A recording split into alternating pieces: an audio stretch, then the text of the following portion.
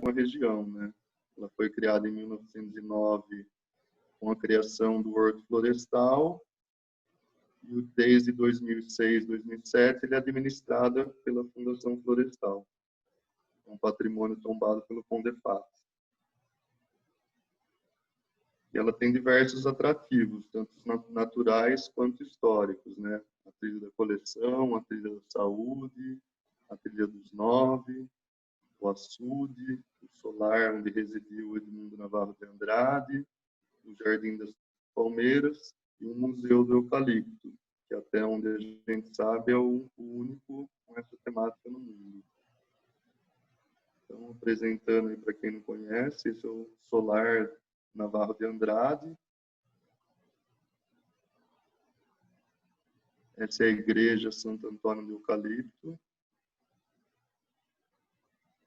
A Casa de Madeira, que é anexa ao museu e tem essa ideia de mostrar a durabilidade e as possíveis utilizações do eucalipto. O Museu do Eucalipto, com 16 salas temáticas. O lago e diversos outros pontos de extrema importância. Só para dar uma dimensão do que é a floresta, vou passar rapidamente esse vídeo.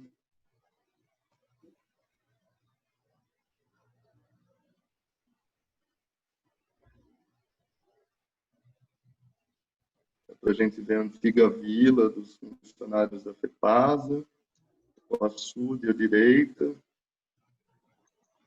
à esquerda os terreiros de café, a área do Jardim da Baronesa antes da reforma.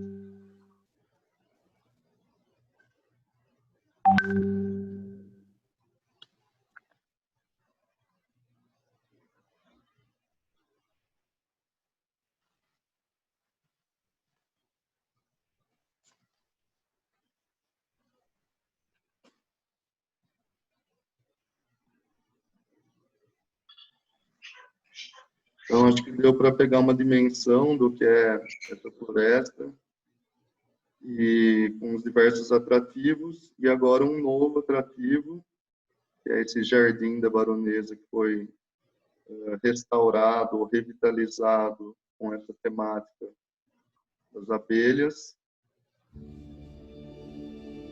Vou passar um breve vídeo para a gente poder ter uma ideia do que é esse jardim já reformado.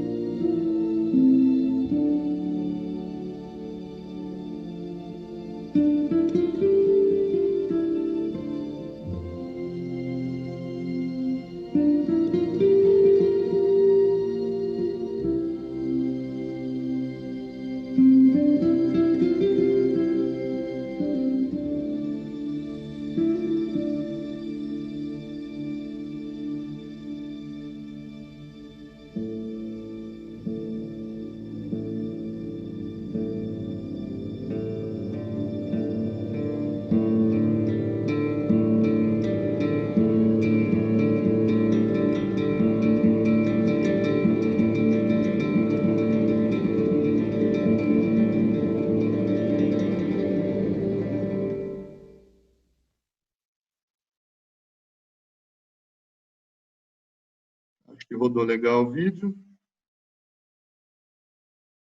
Perfeito, muito bom.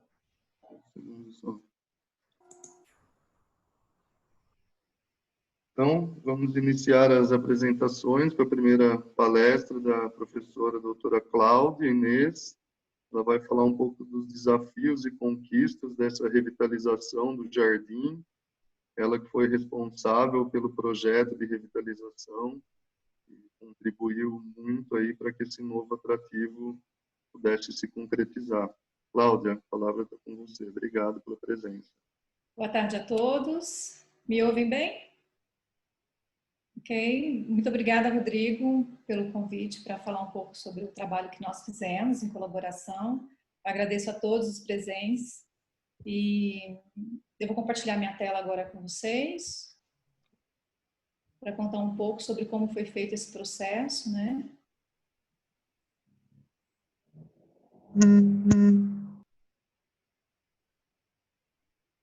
Ok. Bom, acho que vocês já estão me ouvindo. Já estão vendo também a tela? Se alguém puder confirmar para mim, por favor.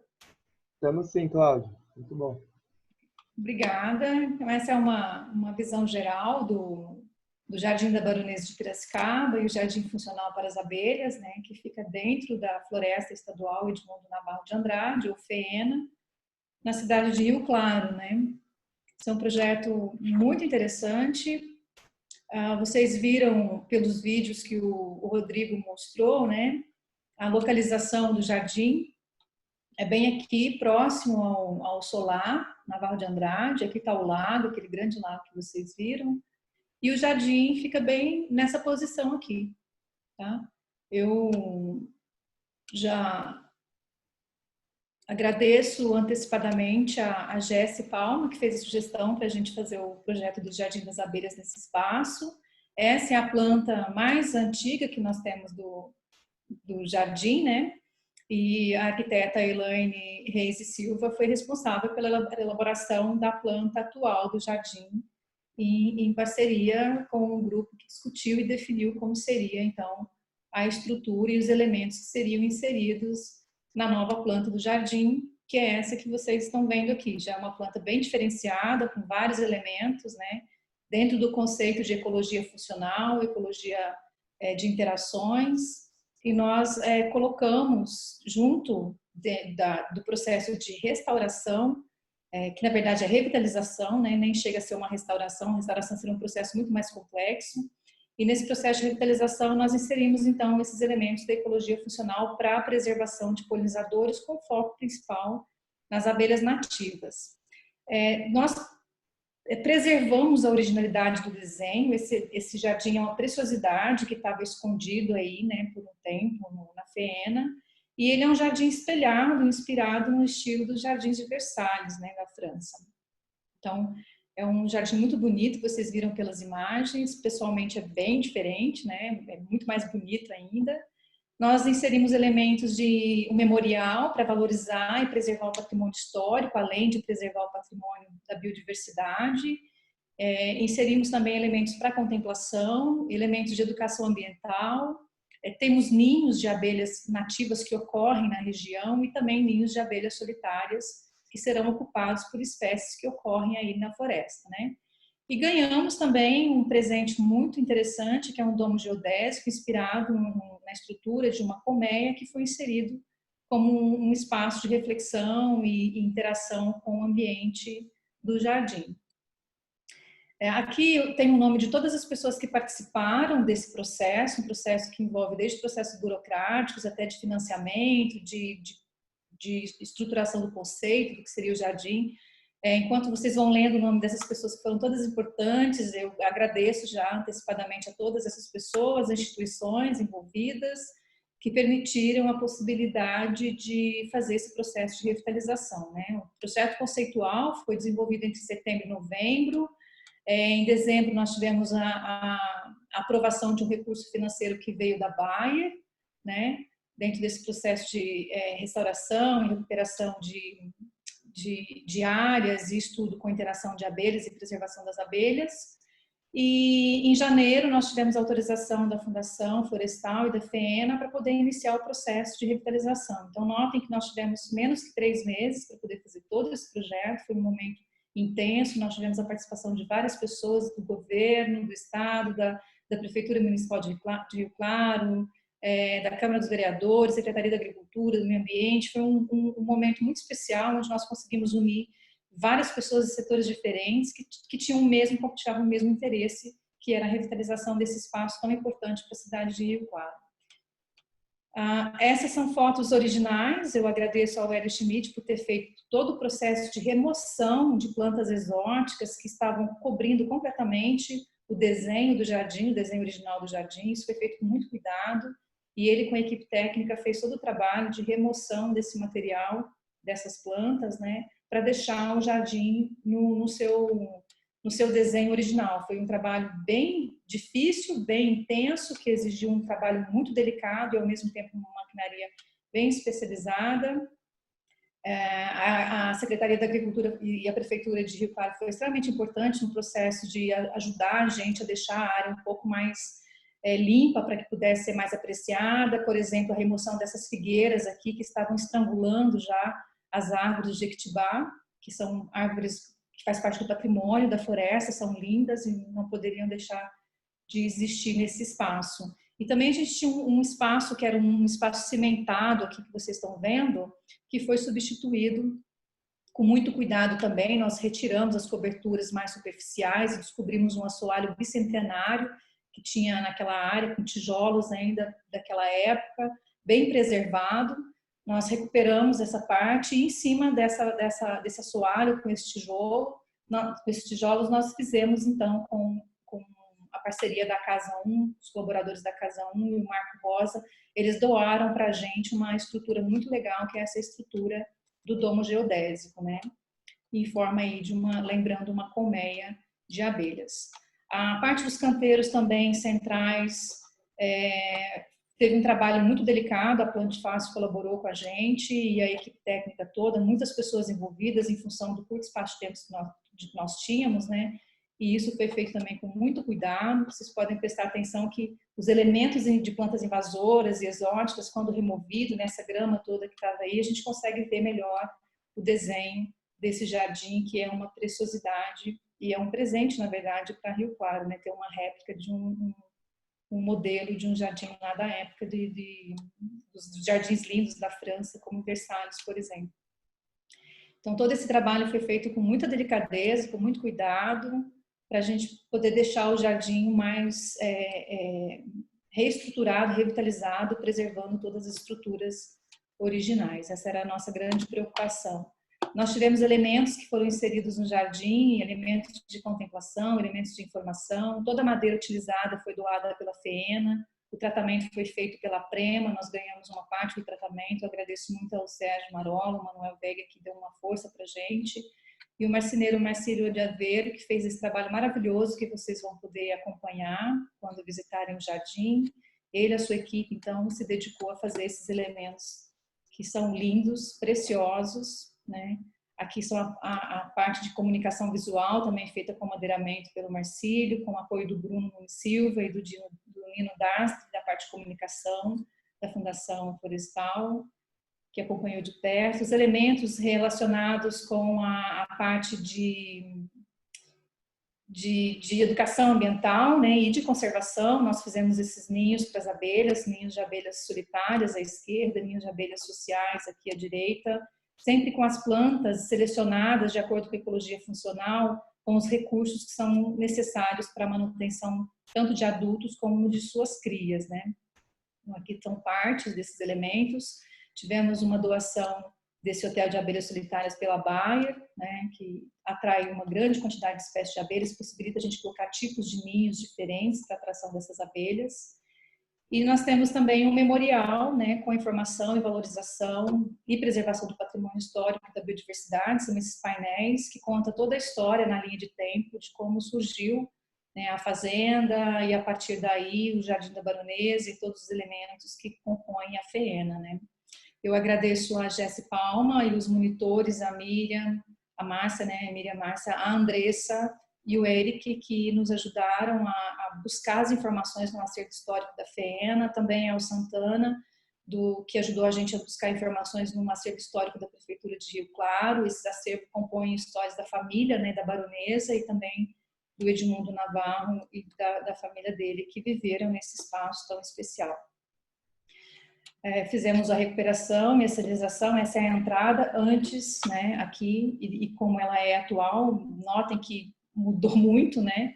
Hoje a gente consegue ver exatamente como era o jardim originalmente.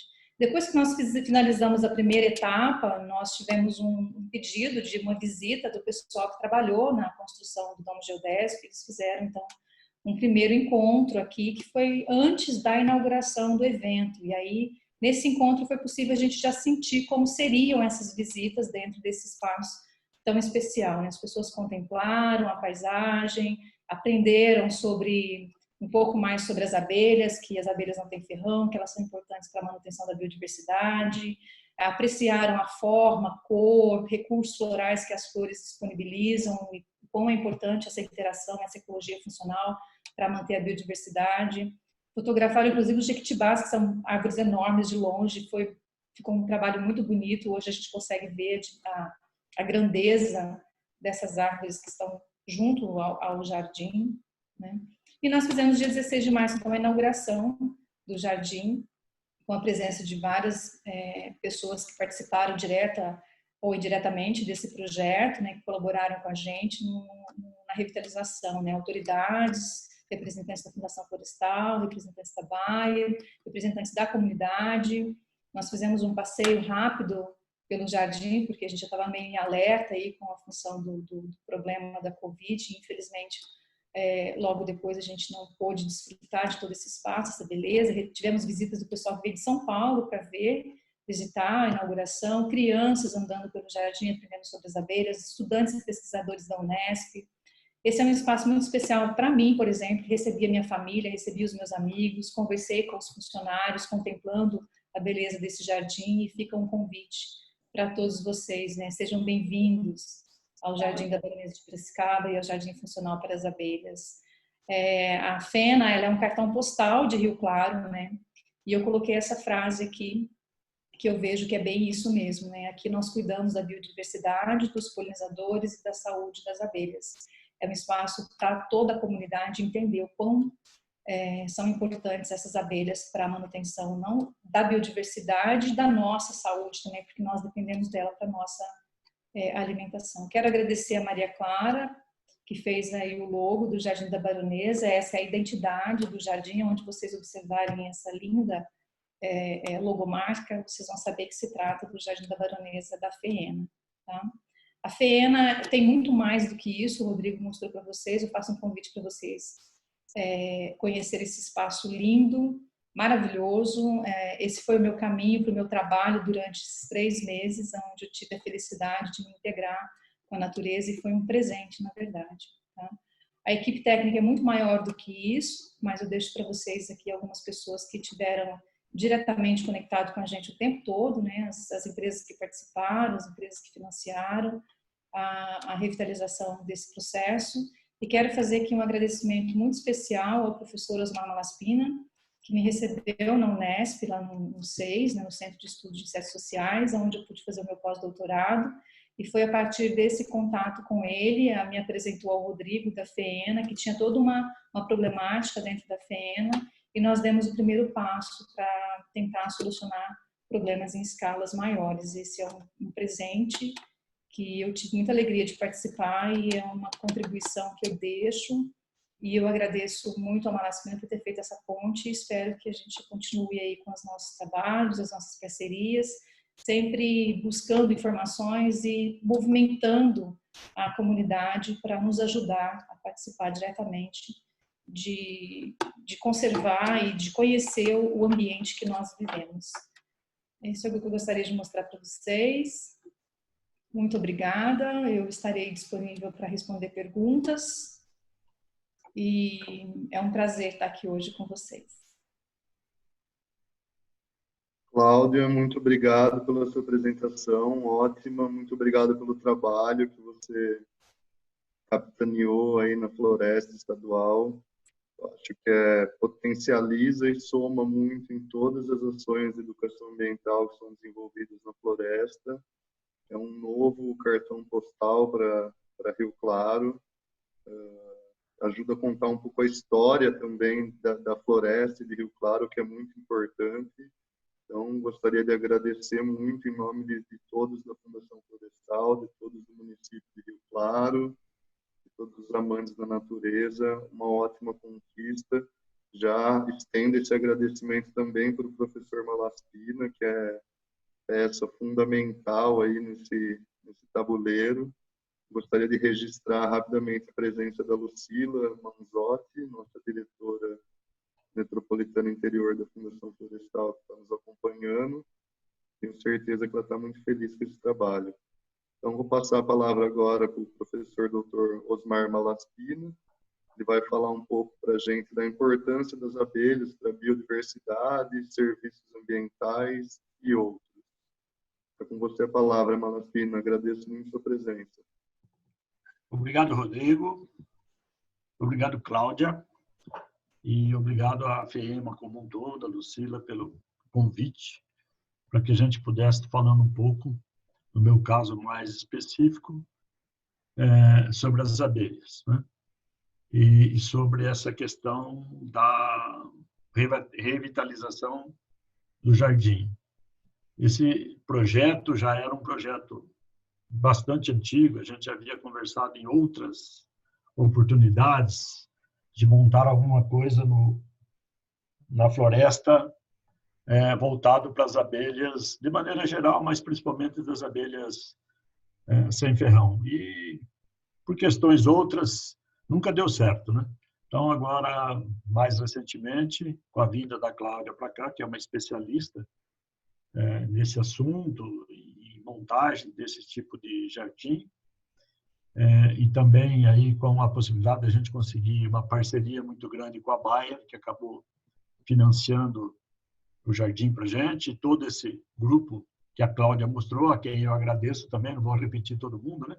Mas eu gostaria de agradecer muito a todos esses que a Cláudia elencou aí, né? Bom, sobre as abelhas, acho que eu tenho... do ponto de vista biológico, Rio Claro tem dois fenômenos espetaculares, né? Para nós biólogos, vamos dizer assim, e principalmente o biólogo que trabalha com a trilha, né? Como é o meu caso. Um é a questão mesmo da floresta, né? Essa manutenção dessas variedades de eucalipto aí na floresta é uma coisa espetacular, que acho que, não sei se existe em algum lugar do mundo, todas essas variedades de eucalipto sendo mantidas nessa floresta aqui de Rio Claro. Um segundo relacionado às abelhas, o segundo evento biológico relacionado às abelhas, é a questão que é para os estudiosos de abelhas, e Rio Claro é uma referência, porque o processo de africanização das abelhas de mel, essa abelha que produz mel, que a gente chama de abelha africana, de abelha Europa, de abelha de ferrão, na América, aconteceu em Rio Claro, e partiu de Rio Claro para ocupar praticamente a América toda, né? Eu vou mostrar aqui, lembrando que esta abelha de ferrão, essa abelha de mel, é uma abelha exótica. Ela não existia na América. Ela foi introduzida pela primeira vez aqui no Brasil em 1838, pelos padres italianos. E veja por quê, uma coisa bastante interessante. Não foi por causa de produção de mel.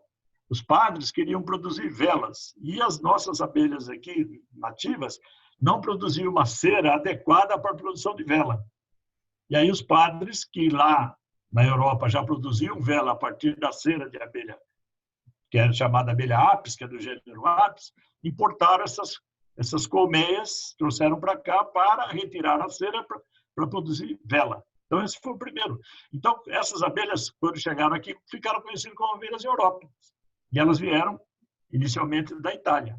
Por isso que todo mundo chama de abelha Europa, pelo menos até até o século passado, fim do século passado, todo mundo chamava de abelha Europa, né? Mas hoje ela não é mais chamada de abelha africanizada, porque esse processo que aconteceu aqui em Rio Claro foi em 1956, foi na antiga Faculdade de Filosofia, aqui de Rio Claro, que depois originou o Unesp, né? Quando existiu um professor aqui que morreu há 2 anos atrás, infelizmente, que era o professor Kerr. Ele foi encarregado pelo governo de achar em algum lugar do mundo as abelhas que produziam maior quantidade de mel, aí sim voltado para mel, tá? Porque a abelha Europa que estava aqui era uma abelha de uma região fria que veio para uma região quente e não produzia tanto a quantidade de mel que o Brasil gostaria de ter. Então o Dr. Kerr saiu por aí para procurar essas abelhas. E onde ele encontrou essas abelhas? Ele encontrou na África e ele trouxe então 40 rainhas dessas abelhas da África aqui para Rio Claro, porque ele era professor aqui da Faculdade de Filosofia. E ele colocou essas abelhas em quarentena, né? Lembrando agora que nós estamos em quarentena, naquela época as abelhas já ficaram em quarentena, num horto, mas não foi no horto da FEMA, foi num horto que era chamado Horto Camaquã, que fica aqui na saída de Araraquara. Quando você sai ali um pouco após o pedágio, tinha um horto ali, chamava Horto Camaquã. Então ele deixou essas 40 rainhas ali de quarentena para ver se não tinha doença, nada disso. E dessas 40, 26 sobreviveram e que acabaram sendo liberadas para a natureza, como elas eram da mesma espécie da abelha Europa que tinha aqui, trazida pelos padres, elas cruzaram entre si e ficou, digamos assim, bem elementar, né? Metade sangue europeu, metade sangue africano, né? E por isso que nós chamamos ela hoje de abelhas africanizadas, ela não é nem europeia e nem africana. Elas ocuparam toda a América do Sul, os seus genes caminhando numa velocidade de 300 km por ano. Nós temos todo esse mapa direitinho, como que ela caminhou. Então, hoje a gente tem essas abelhas africanizadas até o meio dos Estados Unidos, né? Até Califórnia, Flórida, lugares quentes, ela está. Onde esfria, ela não vai. Até o sul do Brasil, ali, começo da Argentina, que daí para baixo é muito frio, ela também não vai. E não tem no Chile, porque ela não atravessou a Cordilheira dos Andes e nem o deserto de Atacama. Então, o Chile só tem abelha europeia. Essas abelhas africanizadas ocupam o Brasil todo e essa parte que é a parte bem tropical. E da onde saíram essas abelhas? De Rio Claro. Então, toda vez que se fala em abelha africanizada no mundo, fala-se em Rio Claro. Assim como a história do eucalipto. Toda vez que se refere a variedades de eucalipto, refere-se à FEMA de Rio Claro. Então, contando essa história, entramos realmente na questão das abelhas, né? Bom, existem mais ou menos 20 mil espécies de abelhas no mundo, né? No Brasil, a gente tem mais ou menos 1.500 a 3.000 espécies. Isso descritas, catalogadas. Provavelmente existem mais espécies do que isto, né? Aqui, nessa figura, estão as 6 famílias, uma delas são encaixadas, né, onde elas são distribuídas, né? Então, vocês podem ver que tem algumas aí muito bonitas e muito diferentes daquilo que a gente vê no dia a dia, né? Que é essa abelha de mel que a gente mais vê. Então, essas outras bem coloridas, bem interessantes, normalmente a gente não vê, são mais os especialistas que ficam observando isso daí, e essa questão dessas abelhas. Aqui nós vemos um enxame de uma abelha africanizada, que é aquela história que eu contei para vocês, né? Que acabei de contar agora, né? Esta abelha, ela produz enxames ou colmeias, variando de 10 mil a 80 mil, 100 mil abelhas, dependendo da maneira com que você maneja, porque é uma abelha manejada, você consegue reproduzir, fazer ela aumentar, tal. Mas normalmente o enxame tem de 40 a 50 mil abelhas, tem uma rainha e tem aí uns 5 a 10% de machos, chamados zangões, né?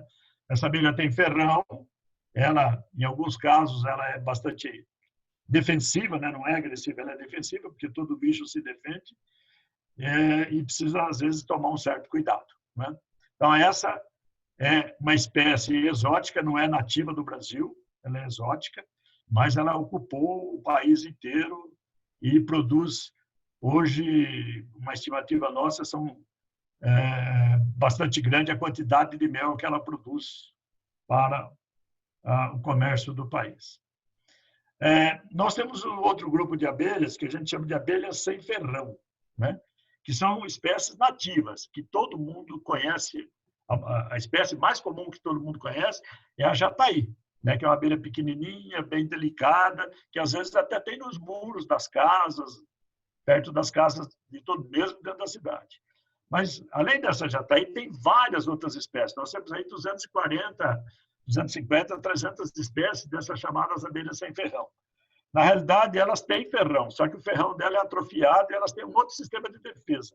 E aí é uma outra história para a gente ficar conversando aqui dias e dias sobre essas abelhas. Então, não vou me alongar nisso, né? Então, vocês estão vendo aí diversas espécies, também com diversas cores, né? Vocês estão vendo aqui, olha, tem bastante colorida, bastante interessante essas abelhas, né? E aqui no Brasil, então, nós temos aí umas 250, 300 espécies dessas abelhas que são maravilhosas, são extremamente importantes, que eu vou falar daqui a pouco, né? Então, aqui estão elas, essa aqui é a jataí, olha aqui, essa é uma rainha, né? Toda gorda, procurando o alvéolo para fazer postura. Estas são abelhas melíporas, que também são muito bonitas, muito lindas e que têm uma importância fantástica, que eu vou comentar daqui a pouco. Aqui a entrada delas, cuidando da entrada. Esses bichos têm um cuidado com a entrada para evitar inimigos, que é uma coisa bastante interessante, né? Essas daqui, essas abelhas anteriores que eu falei, elas normalmente também vivem em colônias, né?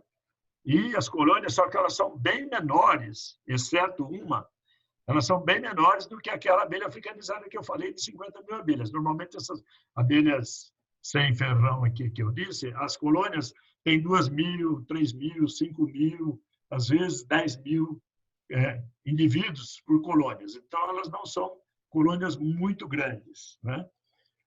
Mas tem uma delas que tem um número muito grande de indivíduos, que é maior que a gente conhece, que chega a ter 180 mil indivíduos, que é uma abelha sem ferrão também, que é conhecida popularmente como arapuá. O nome científico é Trigona spinipes.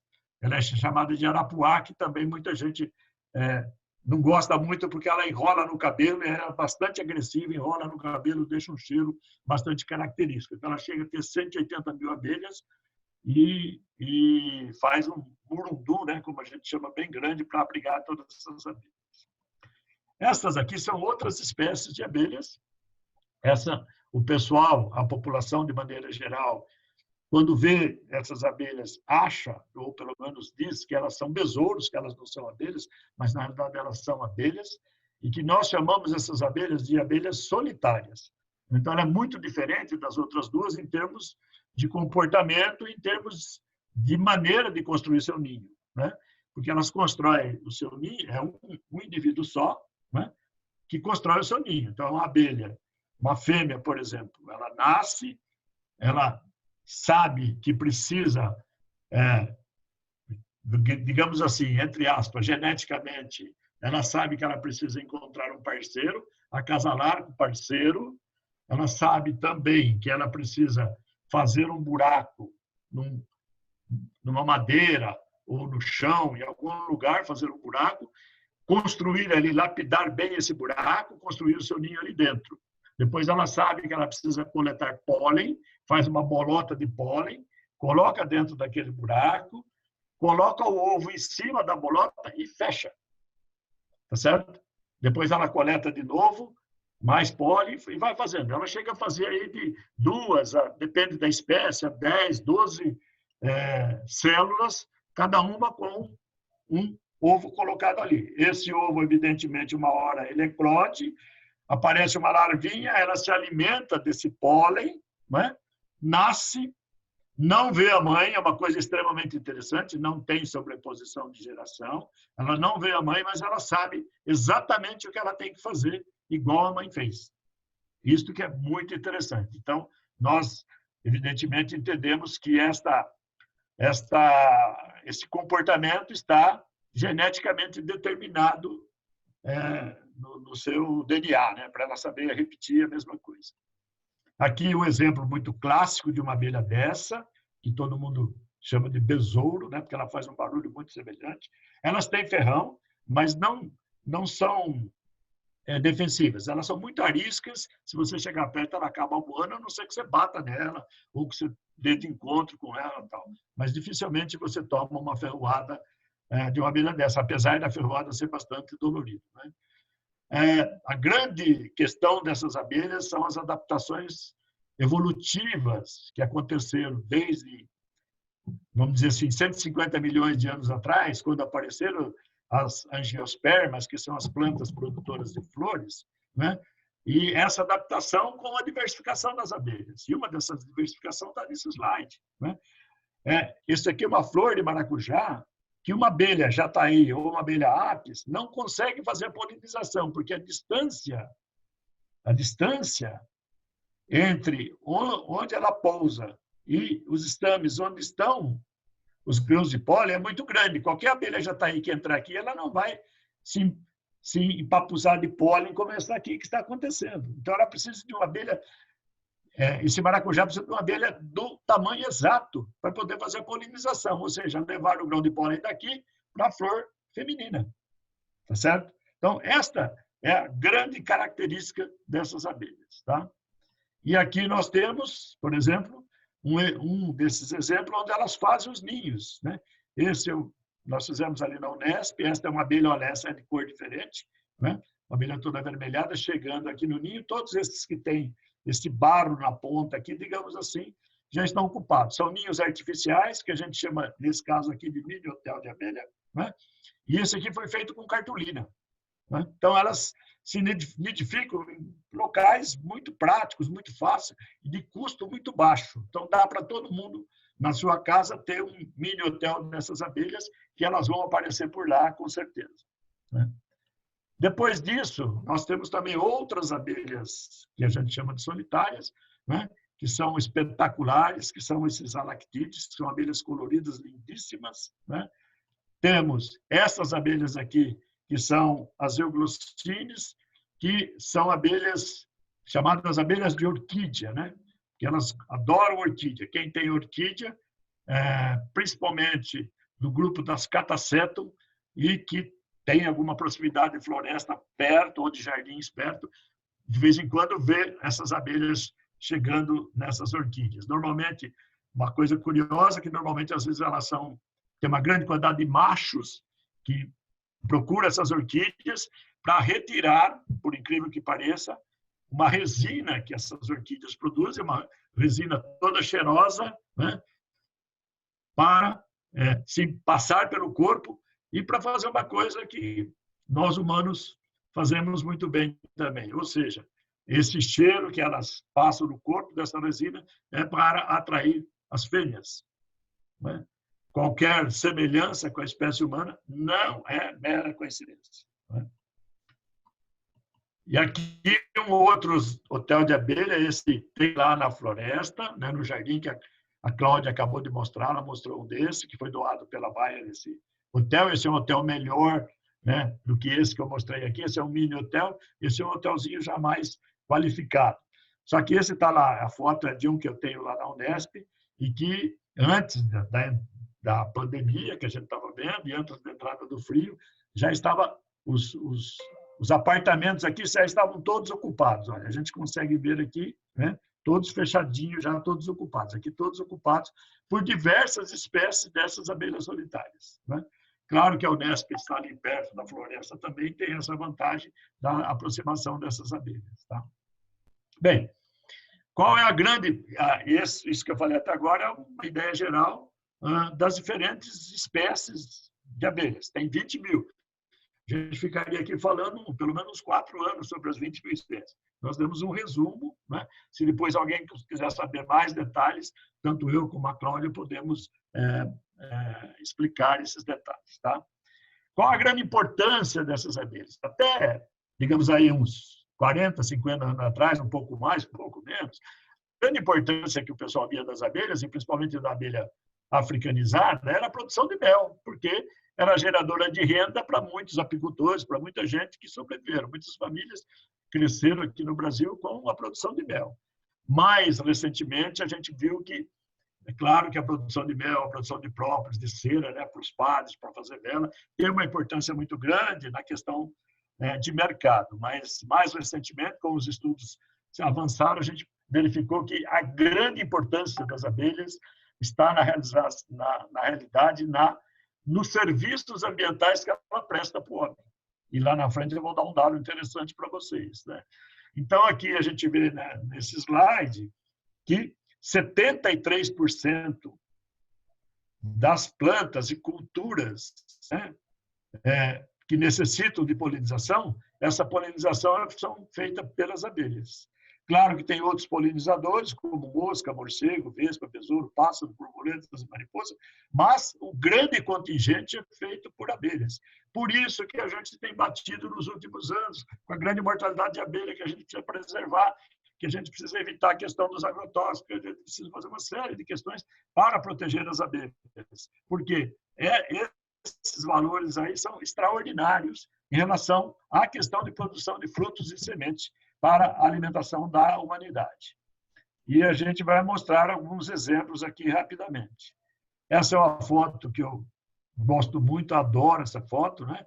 Todos esses grãozinhos amarelos aqui são grãos de pólen. Ela está coberta de grão de pólen, né? Então, o serviço que ela presta é transferir esse grão de pólen para o órgão feminino da flor, para que a gente tenha o desenvolvimento do fruto e da semente, né? Bom, não são só as plantas que produzem frutos e sementes, claro que tem essa importância, mas não são só elas que também têm importância.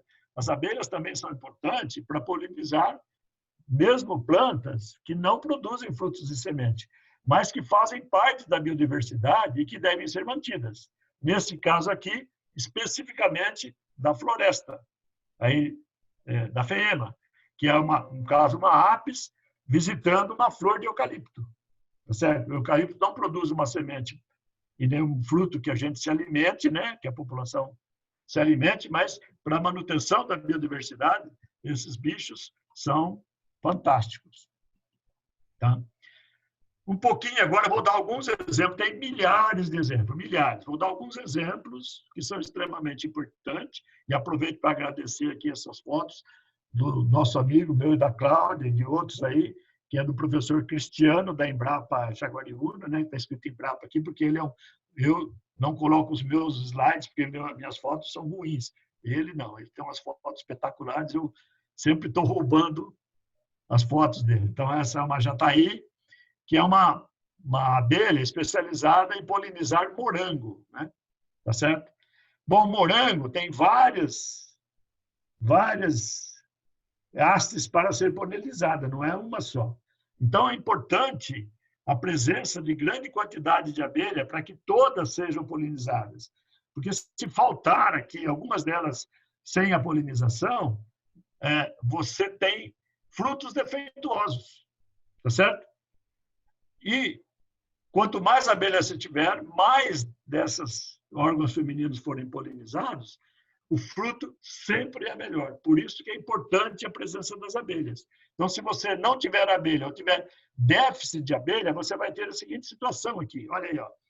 Esse fruto aqui, para mim está à esquerda, né? Para vocês deve estar ao contrário, à direita. Esse fruto aqui é um fruto, um morango, polinizado por abelhas. E este aqui é um morango que não foi polinizado por abelhas ou a polinização foi deficiente. Então, em termos de valor de mercado, este aqui vale muito mais, né? O alimento é muito melhor. Isso não é só o tamanho e também não é só a quantidade. Se você for fazer as análises qualitativas, a gente vai ver que esse fruto aqui, ou ele deixa de ser menos doce, ou tem menos quantidade de sais minerais, e assim por diante. Então, a importância está nas abelhas, está nessa questão aqui. Eu estou dando esse exemplo do maracujá. Aqui é a mesma coisa com café. Você tem uma abelha, né, que poliniza, a apis poliniza café, mas essa abelha, essa matrigona, que é um trigonite que poliniza café, que é extremamente importante. Então, quando você tem 2 ou mais espécies de abelha polinizando, você também tem um aumento de quantidade de frutos. É o caso, por exemplo, da soja. A soja, se você colocar uma espécie de abelha só, você aumenta a quantidade de soja em 10%. Quando você coloca outras abelhas juntas, abelhas nativas junto, você chega a aumentar a quantidade em 18%. Então, você tem um aumento real. Aqui são os frutos, olha, sem ser frutos de café, sem ser polinizado e fruto de café polinizado. E agora tem um grupo todo, que é muito legal, que está trabalhando na qualificação do café com polinização com abelhas, para ver se esses frutos polinizados com abelhas dão aquele ranking que os baristas consideram como café de alta qualidade. Tá certo? Então, provavelmente, a gente vai ter, daqui a um tempo, nós vamos encontrar nas cafeterias café sem ser polinizado por abelha, por um preço, e café polinizado por abelha com um preço 10 vezes maior. Ainda sonho em ver isso. Não 10 vezes maior, mas o café polinizado, sim, né? Com certeza a gente vai ver isso, porque essa diferenciação vai aparecer um dia desse, tá certo? Tomate é a mesma coisa. Tomate é polinizado por essas abelhas, que são melíponas, que tem uma coisa muito interessante. Tomate, berinjela, pepino, tem uma coisa extremamente interessante. A abelha Apis, ela é bem generalista, ela visita várias flores e várias plantas, muito generalista. Mas tem flores que não conseguem, que a Apis não consegue abrir para liberar o pólen. Então, essas abelhas nativas nossas aqui, que são as melíponas, elas frequentam essas flores e elas realizam sobre a flor uma espécie de dança, ou seja, ela vibra em cima da flor. E quando ela vibra em cima da flor, a flor abre e começa a expelir o pólen. Tá certo? E aí é possível realizar a polinização. Se não tiver essas abelhas que têm essa habilidade de abrir essas flores, nós não temos polinização. Então, a gente tem uma produção muito pequena de tomate, de berinjela, de pepino. Se vocês tiverem interesse, é só entrar no Google, aí, no YouTube do Google, e digitar abelhas vibrando. Vocês vão encontrar vários vídeos mostrando essa beleza de comportamento dessas abelhas fantásticas, né? Então, muito interessante. Aqui estão tomate, essa é a foto do meu amigo Cristiano, né? Muito bem feito. Tomate polinizado e tomate não polinizado, né? Todo mundo, quando vai comprar tomate, vai sempre nos mais bonitos, né? Então, aqui é a grande diferença. Quando vocês acharem os mais bonitos, aí vocês pensem quem é que fez aquele mais bonito. Tá certo? Lembre-se das nossas abelhas. Aqui, só temos um resumo espetacular, também muito bem feito, desse mote, sem abelhas, sem alimentos. Estão mostrando que as abelhas são responsáveis por 70% das culturas agrícolas, destacando os seguintes alimentos. Por que foi feita esta tabela, né? Então, a gente vê aqui no começo da tabela que tem algumas culturas que a gente divide totalmente dependente de abelhas, a gente plantas, culturas parcialmente dependentes das abelhas e plantas, culturas que, teoricamente, não dependem das abelhas. Nessas que são totalmente dependentes, a gente diz o seguinte, olha, por que elas são totalmente dependentes? Porque se tem abelhas, tem produção. Se não tem abelhas, não tem. Então, amêndoa é um caso. Se não tem abelha, não tem amêndoa. Maçã é outro caso. Se não tem abelha, não tem amêndoa. Mirtilo é outro caso. Melão, se você for lá no Nordeste, né, nas produções de melões, você vai ver quantas fazendas de melões, quantas colmeias de abelhas eles têm só para utilizar para a produção de melão. O Tom Prado, estou fazendo propaganda agora, né? Mas tudo bem, ele não me pagou, mas conheço bem, que é dono de várias fazendas de meloeiro lá no Nordeste. Ele diz assim, eu preciso, para produzir melão, eu preciso de 3 coisas. Eu preciso de água, eu preciso de insumos e eu preciso das abelhas. Se eu não tiver essas 3 coisas, eu não tenho produção de melão. Então, só para vocês imaginarem a importância disso e quanto custa isso. Que as abelhas prestam esse serviço, digamos assim, entre aspas, gratuitamente. No segundo grupo, ali, olha, 48 pêssegos e laranja, estão as culturas que são parcialmente dependentes. O que significa isso? Significa que se a gente tiver não tiver abelha, essas culturas produzem. Mas se eu tiver abelha, elas chegam a aumentar até 50% da produção. O caso dos pêssegos, o caso da laranja, né? O caso do café, café também aumenta 50%. Tá? E aí depois você tem mais lá para o final, algodão um pouco menos, soja um pouco menos, onde você tem uma pouca participação das abelhas na polinização. Então, aí a polinização é feita por outro animal, é feito pelo vento, né? Então as abelhas têm uma participação menor. Mas só para voltando ao dado da soja, né? Aqui está 5%, mas os trabalhos atuais já estão melhores, mostrando então que 18%, aumenta em 18%. Só para a gente fazer uma correlação.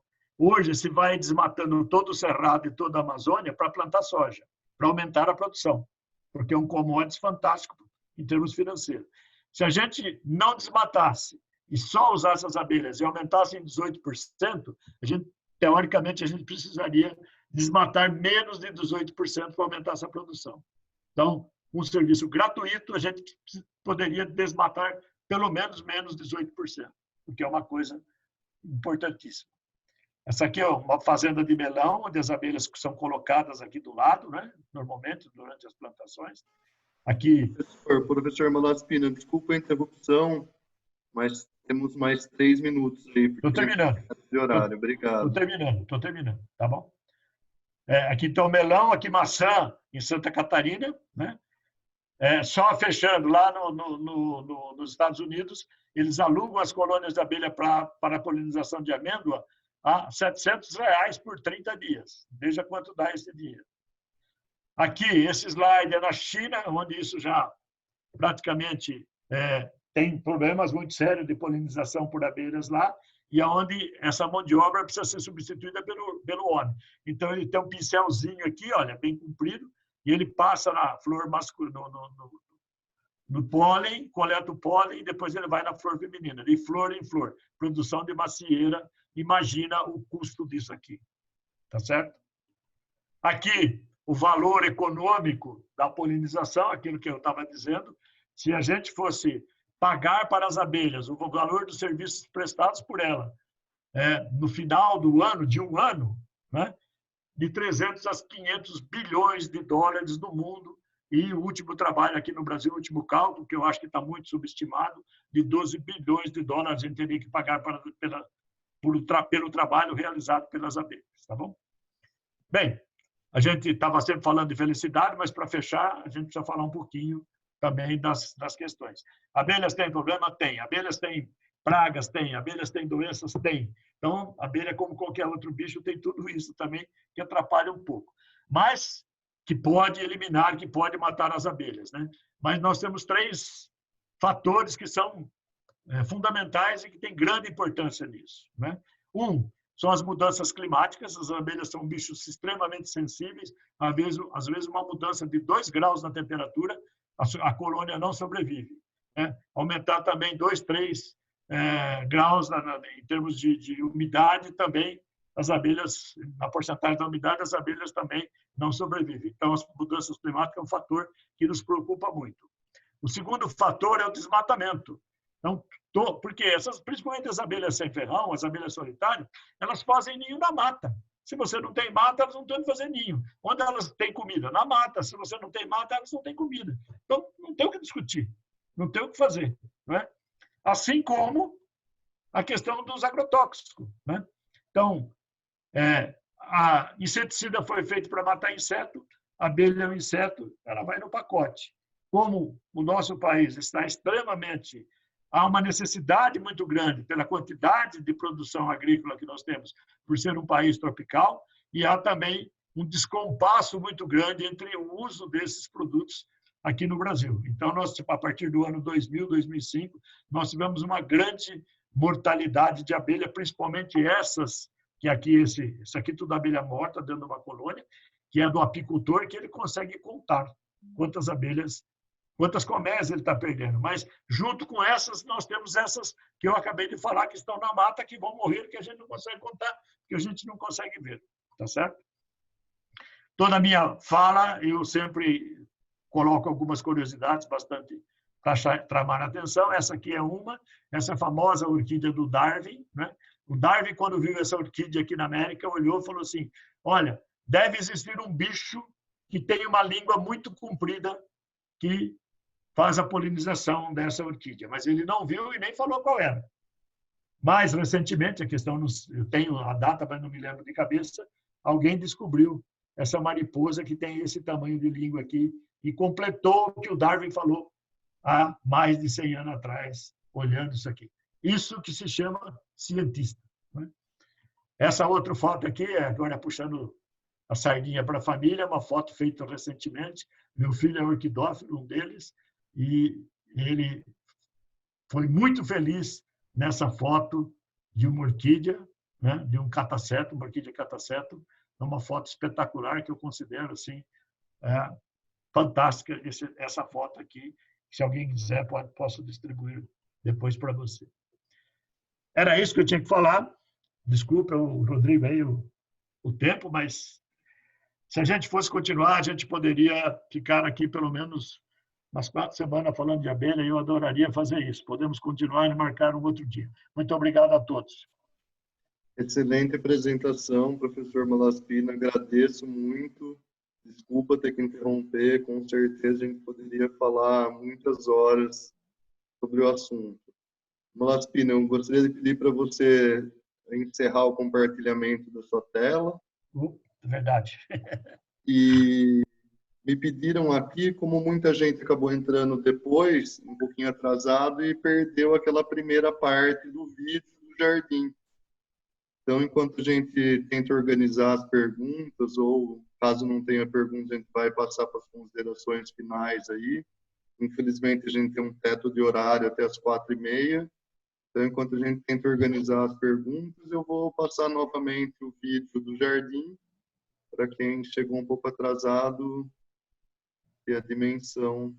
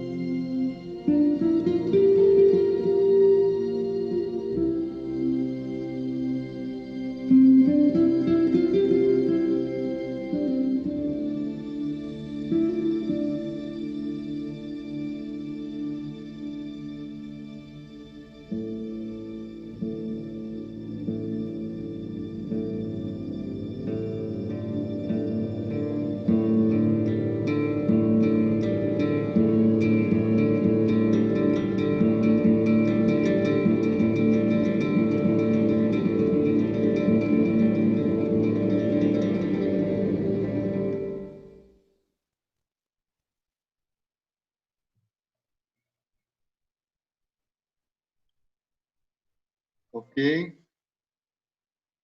Desculpa. Pô, muito bem, Rodrigo.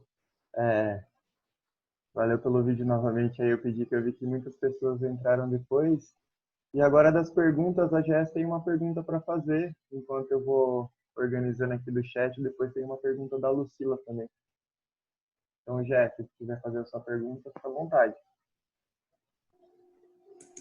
Estão me ouvindo? Estão me ouvindo? Sim.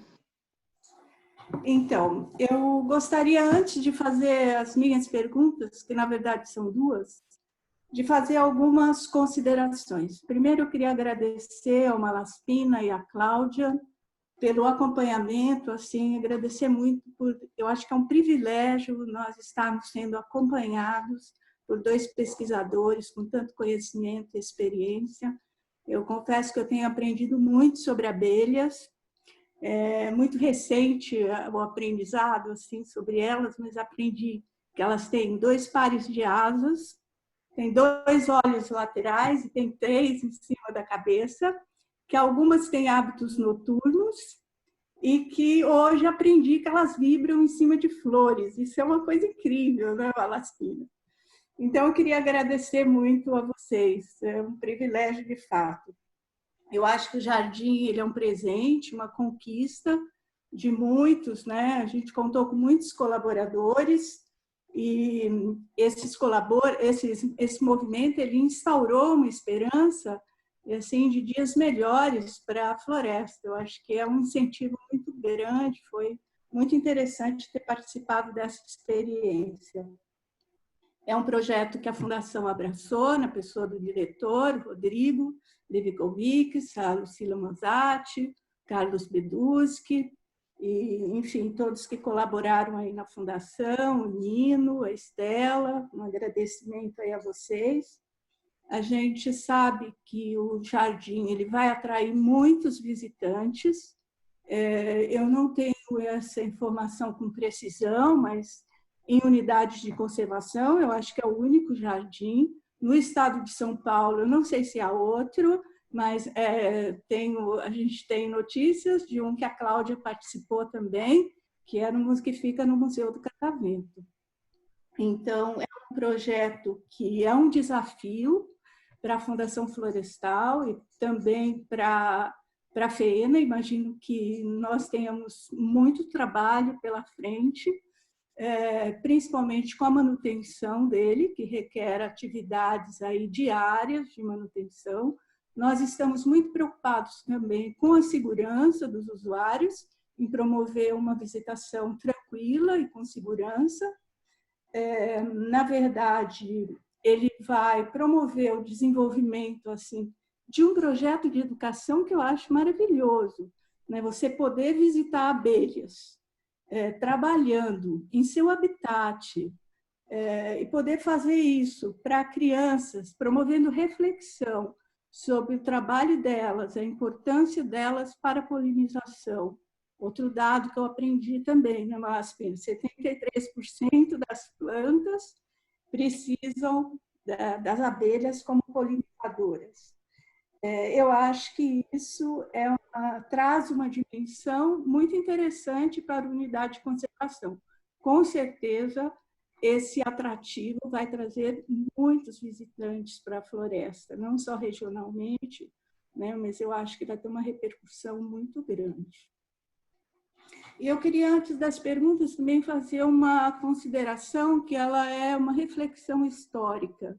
Quando a gente fala de abelhas na floresta, as abelhas, na verdade, sempre estiveram na floresta, porque mesmo antes da floresta ela ser adquirida como propriedade pelo primeiro barão de Piracicaba, o Antônio Paz de Barros, era uma floresta nativa. Então, as abelhas também estavam ali presentes, com muita força, né? O Antônio Paz de Barros, ele adquiriu a fazenda em 1830 e nomeou a fazenda como Fazenda Santo Antônio.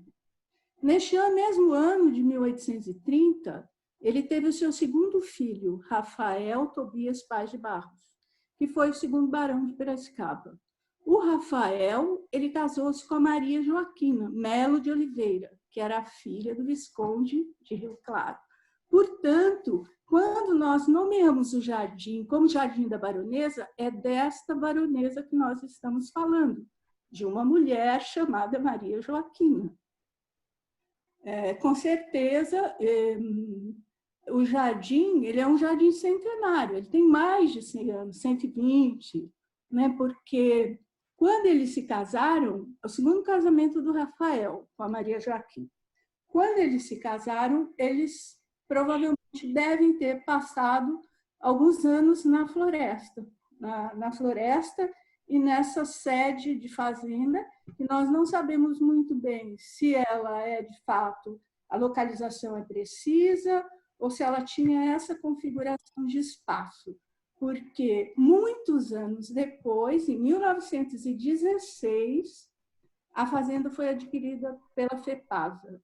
E o Edmundo Navarro, já como chefe do serviço florestal e já casado, fez algumas reformas no edifício, na sede, e passou a morar no solar Edmundo Navarro de Andrade. Então, esse jardim, ele é centenário e ele deixou ele é uma preciosidade, porque nós podemos revitalizar um jardim que estava totalmente degradado, né?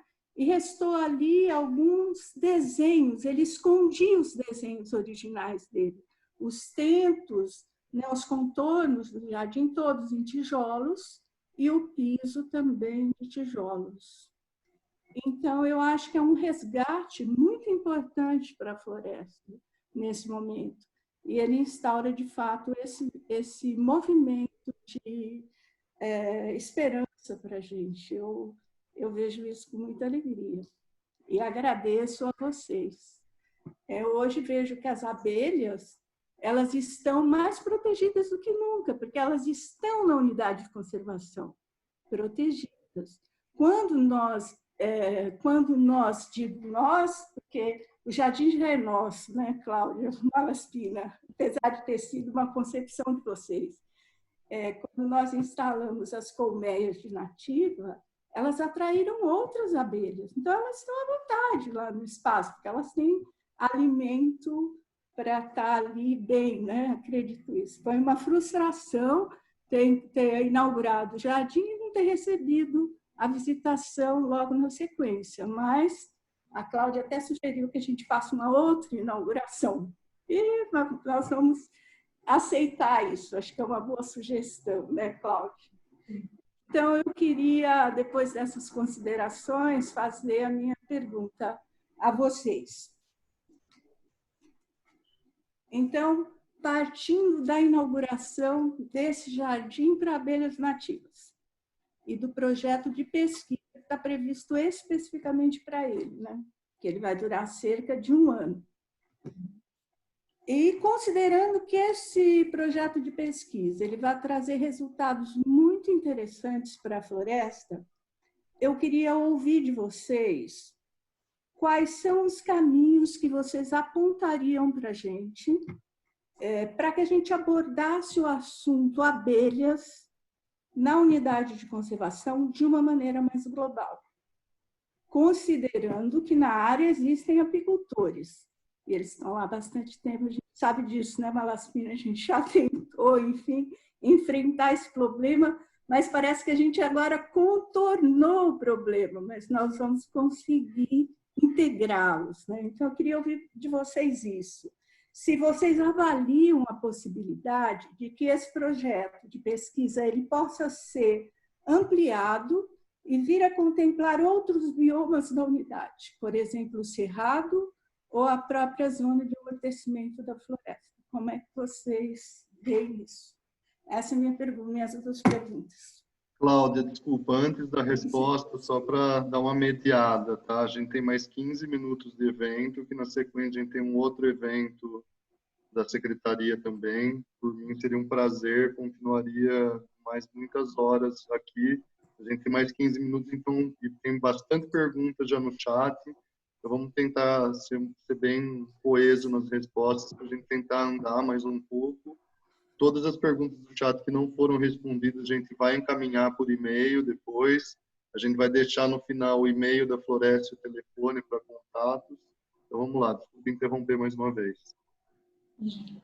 Bom, Jesse, para mim foi um grande desafio, como sempre, eu adoro desafios, então fazer o jardim aí na floresta foi o primeiro passo para a gente iniciar outros projetos, né? A gente tem uma lista aí na nossa wishlist, tem um monte de coisas que a gente quer fazer. Então, sim, a resposta é sim. Eu acredito que o jardim ele é, na verdade, um início de um projeto que tem como se expandir, inclusive atender a demanda da floresta, que é a demanda com a interação com os apicultores no ambiente da floresta. Isso é super possível. Com o jardim ele foi construído com base em conhecimento de ecologia funcional, já com espécies chaves, com morfologia diferente. Eu preciso entrar no... Atrair o maior número possível de abelhas residentes da floresta. Então, o primeiro passo aí no projeto de pesquisa que a gente vai ter no ano, que é uma aluna do Malaspina que vai tocar o projeto, e a gente vai orientar e coorientar nesse processo, é fazer o levantamento da diversidade de abelhas que ocorre na área, né? Nós inserimos espécies de abelhas Tetragonis cangústula, Melipona marginata, Melipona quadrifaciata, Centris analis, Tetrapédia diverspes, espécies de euglossa, e nos hotéis vão atrair mais uma grande quantidade de abelhas solitárias. Então, só aí a gente já tem uma ideia, ferramentas, na verdade, métodos diferentes combinados para trabalhar com a atração e análise da diversidade das abelhas. O próximo passo é ver o quanto as apes, que são as abelhas africanizadas, que são exóticas, qual que é a proporção delas quando a gente compara a diversidade, né, a riqueza e a abundância de espécies nativas e o quanto a apis representa nessa rede de interação. Qual que é o percentual, a porcentagem de apis quando a gente compara com o número de indivíduos de outras espécies na área. Então, o jardim já é uma ferramenta importante de pesquisa.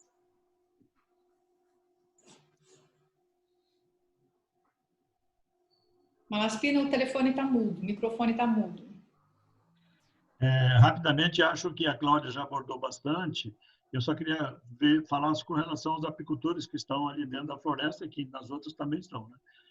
Eu acho que o caminho é fazer um TAC, um termo de ajuste, entre a floresta e os apicultores, para que a gente tenha uma regulamentação dessa atividade lá dentro. Eu acho que isso é o básico.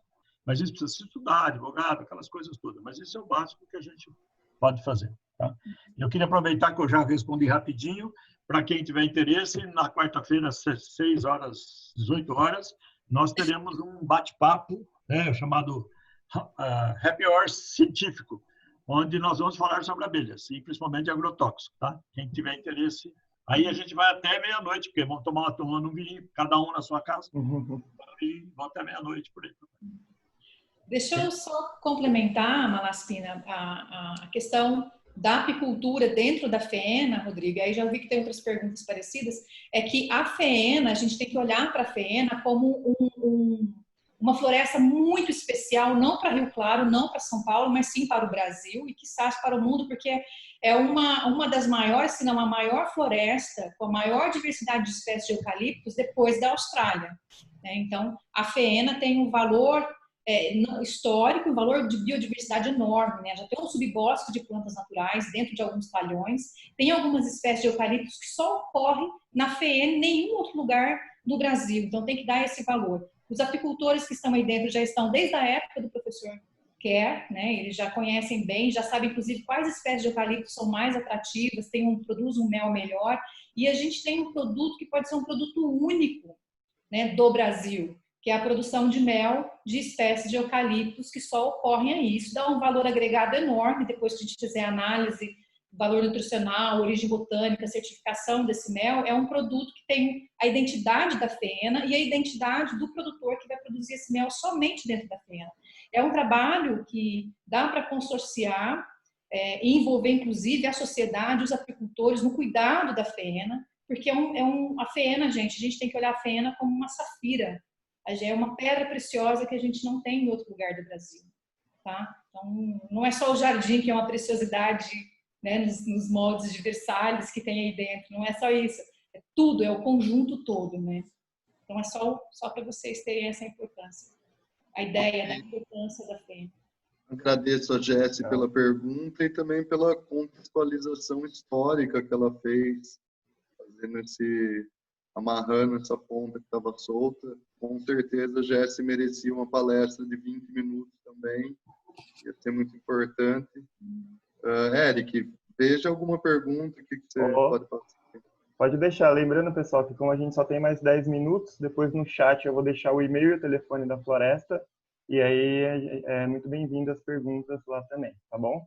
Então, eu fiz um apanhado de algumas perguntas aqui, né? Algumas para a Cláudia e outras para o Malaspina. Eu vou tentar fazer um apanhadão geral para a gente economizar tempo, tá bom?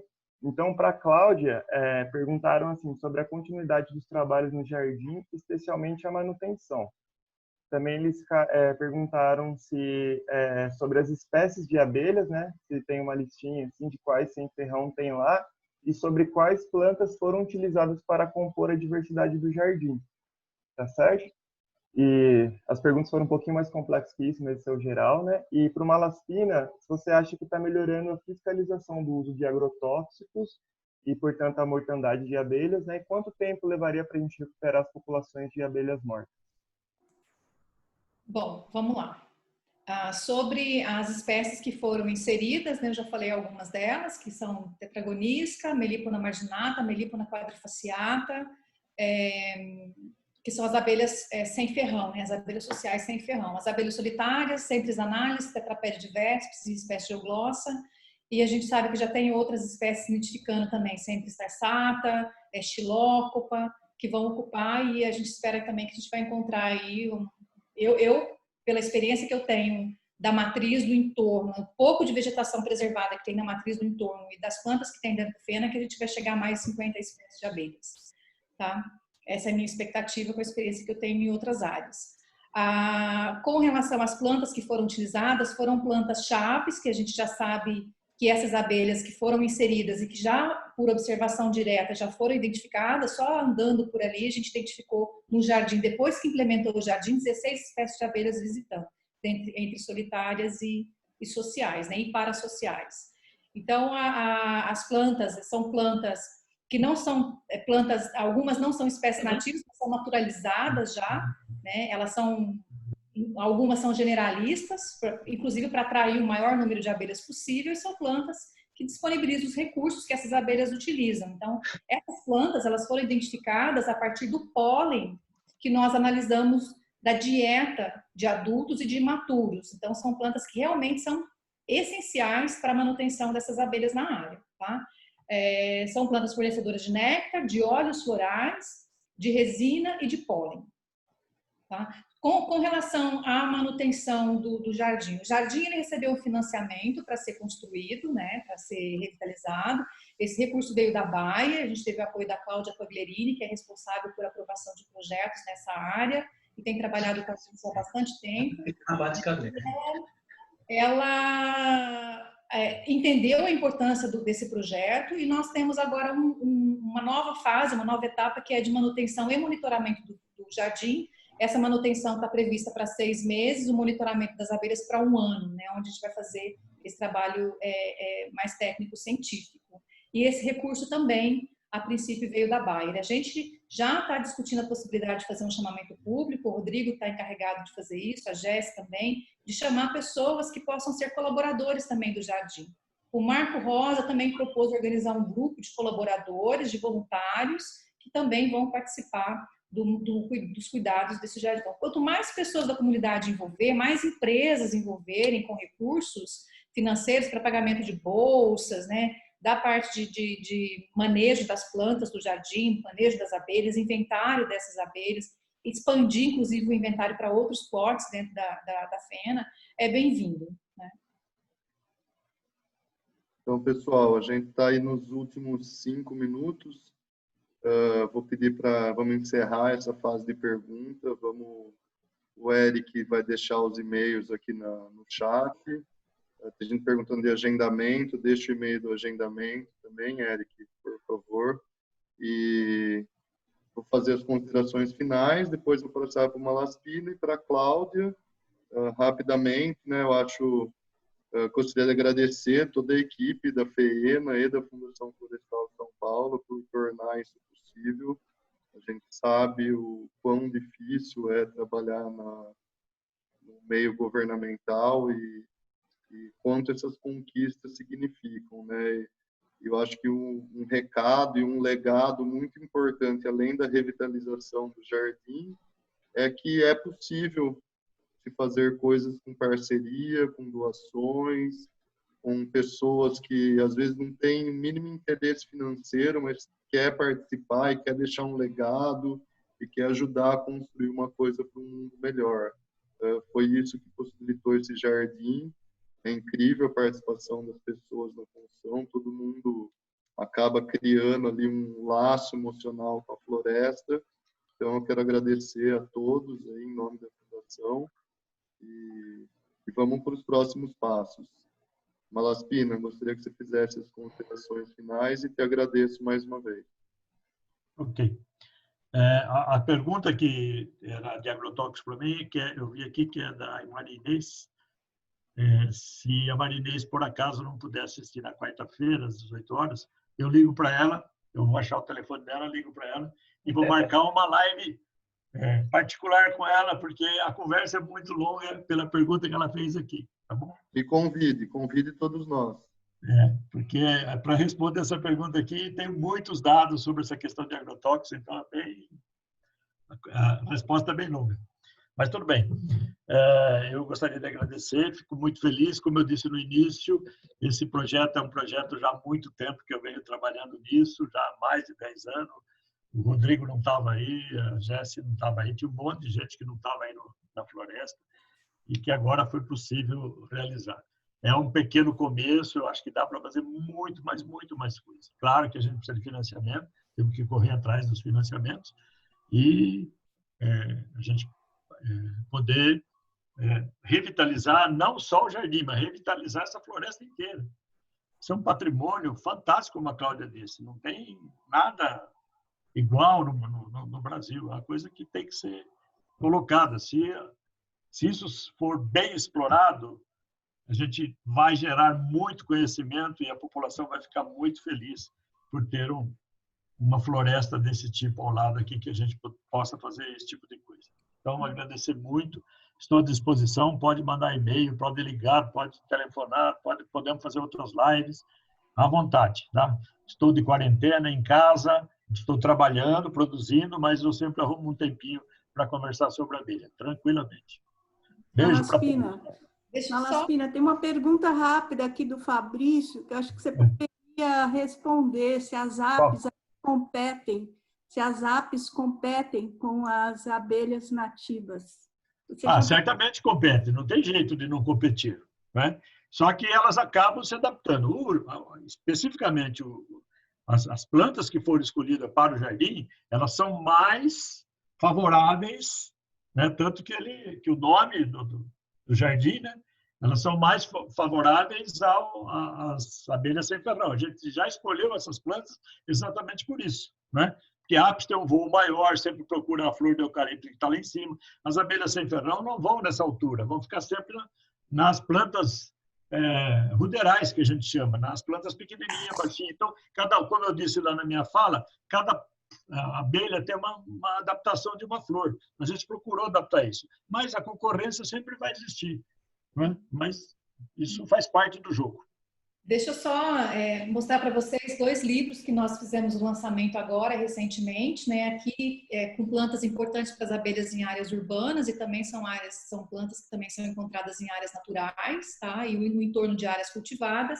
E esse é um atlas de pólen de plantas que as abelhas usam na dieta delas, que foi feito com pesquisadores do Canadá, da Colômbia e de vários lugares do Brasil. Então, é riquíssimo e aqui a gente traz informações das plantas, das flores, dos recursos que elas utilizam e também informações de pólen para quem trabalha com a análise e certificação de produtos das abelhas. Eu deixei para vocês o link aqui no chat desses 2 livros, tá?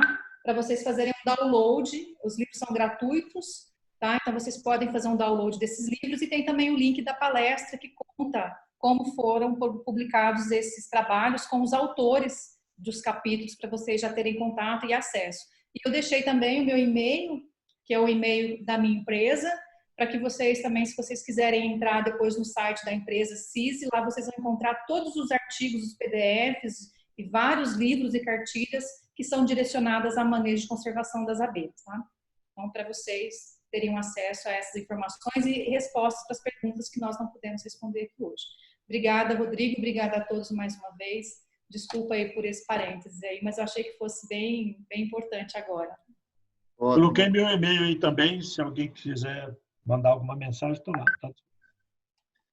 Pessoal, agradeço muito a presença de todos. Acho que a gente bateu aí 60 pessoas online durante o evento. Muito bacana. Uma segunda-feira, no meio da tarde, apesar de todos estarem em casa, desprender um tempo para poder conhecer melhor a FENA, poder debater sobre os assuntos que são debatidos. Então, ótimo.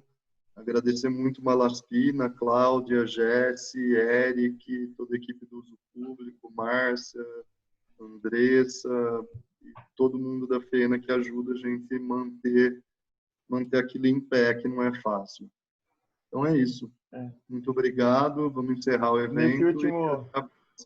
Olha, licença, Rodrigo, nesse último minutinho aí a pedidos, se o pessoal puder ligar o vídeo e dar um tchauzinho, a gente já, só para tirar um print aqui e registrar esse momento, que é bem legal para a gente. E falando que às 5 da tarde também vai ter uma outra palestra da Fundação Florestal também com um tema diferente, falando sobre as APAs. Então, se tiver com um tempinho aí, pega um café e vai lá assistir, que vale muito a pena. Obrigado a todos. Ótimo. Nossa, quanta gente bonita. Então.